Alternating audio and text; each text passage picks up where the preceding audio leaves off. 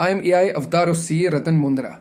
India's Finance Bill 2026 has introduced a significant tax exemption for foreign companies valid until the tax year 2046 to 47.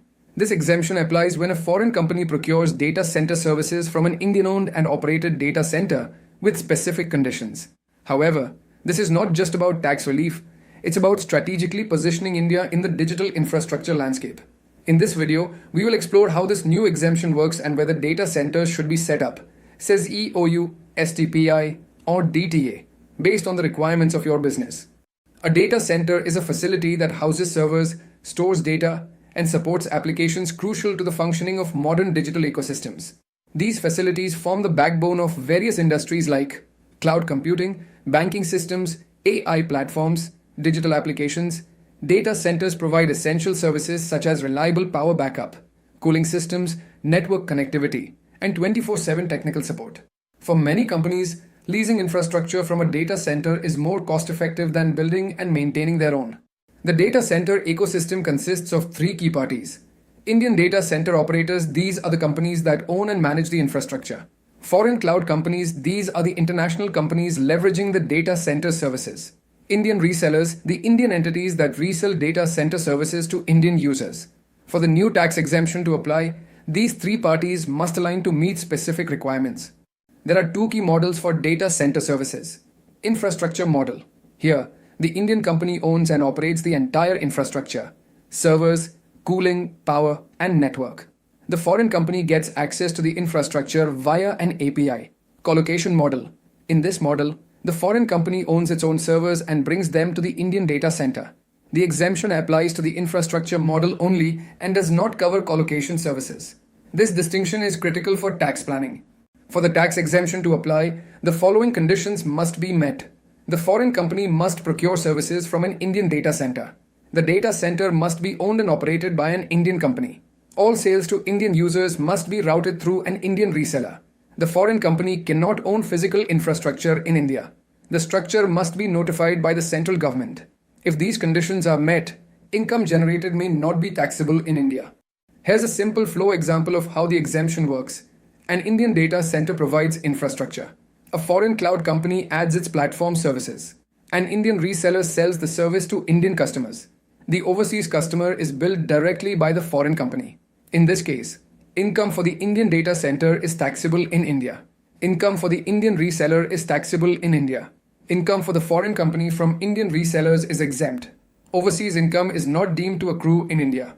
This confirms how the exemption mechanics work.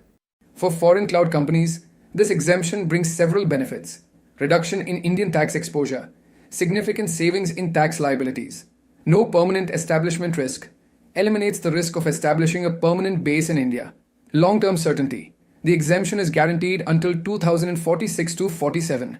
Increased profitability. The Indian operations of foreign cloud companies become more profitable due to reduced tax burdens. However, there is a strategic limitation. Foreign companies cannot own physical infrastructure in India if they want to benefit from the exemption. This forces a partnership model with Indian data center operators. This policy strengthens Indian data center operators significantly. Infrastructure must be owned and operated by Indian companies, driving investment in the sector. Increased demand for servers, cooling, and power infrastructure. Creation of new jobs in technology and engineering sectors. India becomes a regional hub for data storage and management. This positions Indian operators as a central part of the global cloud infrastructure ecosystem. The requirement for all sales to Indian users to go through an Indian reseller brings several opportunities for local IT companies. Resellers become mandatory intermediaries, strengthening the local distribution chain. Billing and compliance are managed within India, improving GST revenue collection. The local IT ecosystem becomes stronger, supporting broader economic growth. This policy builds a more robust digital distribution system in India. Now, the critical question: where should the Indian data center be set up? Special Economic Zone, says Export Oriented Unit, EOU, Software Technology Park, STPI, Domestic Tariff Area, DTA. The decision depends on several factors such as tax costs, customs duty, compliance burden, operational flexibility. Let's compare these models. The says model offers several advantages: customs duty exemption on imported servers and other infrastructure, GST zero-rated supplies for goods and services, income tax benefits subject to sunset clauses. Single window clearance for all approvals. This model is best suited for large, hyperscale infrastructure providers and high capex projects that require global partnerships. The EOU model provides duty-free import of capital goods, export-focused operations with location flexibility. However, it has domestic supply restrictions that limit local sales, monitoring requirements that may increase compliance overhead, lower brand positioning compared to says this model works well for mid-sized, export-focused operators. The STPI model is mainly used by software companies and offers easy registration process, moderate compliance with fewer regulatory barriers, but no significant customs benefits for infrastructure like servers. Tax holidays have largely been phased out, making it less attractive for infrastructure-heavy projects. STPI is ideal for SaaS and cloud software platforms, but not suitable for heavy infrastructure needs. The DTA model provides full operational flexibility with no export obligation. Lower compliance burden, however. It also has full customs duty on servers and infrastructure. No tax incentives for international sales. DTA is best for companies focused only on the domestic market without the need for export benefits. Here's a simple decision framework. If your primary objective is large-scale infrastructure investment with foreign partnerships, go for SEZ. If you are focused on export without heavy domestic sales, consider EOU. For cloud software platforms or API management layers, STPI or DTA may be ideal. If your focus is entirely domestic with operational flexibility, DTA is your best choice. If structured effectively, this policy will have wide-reaching economic impacts. India becomes a global data hub, attracting more foreign investment. Infrastructure demand will rise, creating job opportunities and technological advancements. Digital sovereignty strengthens, allowing India to retain control over its data and digital services. Over time, a long-term cloud ecosystem will develop, boosting India's global competitiveness. However, businesses must be cautious. Ownership conditions must be structured properly to ensure eligibility for exemption. The collocation model may deny the exemption. Transfer pricing must follow arm's length principles. Government notification compliance is mandatory. Improper planning could lead to tax disputes. In conclusion, the 2026 tax exemption is a transformational policy for the cloud services industry in India.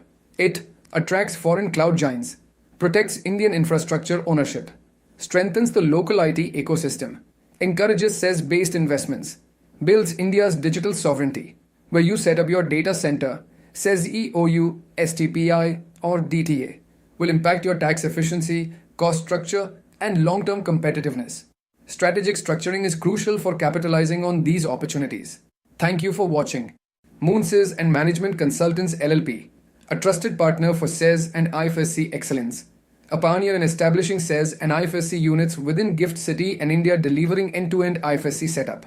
Operational support and handling complaints, risk management renowned for deep expertise in regulatory approvals, capital markets, fund management, insurance, finance company, foreign university BAT, and ancillary regulations, and fintech, expertise in customs clearance for aircraft and ship procurement, leasing, GST, DSPF, IFSCA, comprehensive support covering registration, reporting, and regulatory transitions, ensuring ring fencing, transparency, and global compliance standards.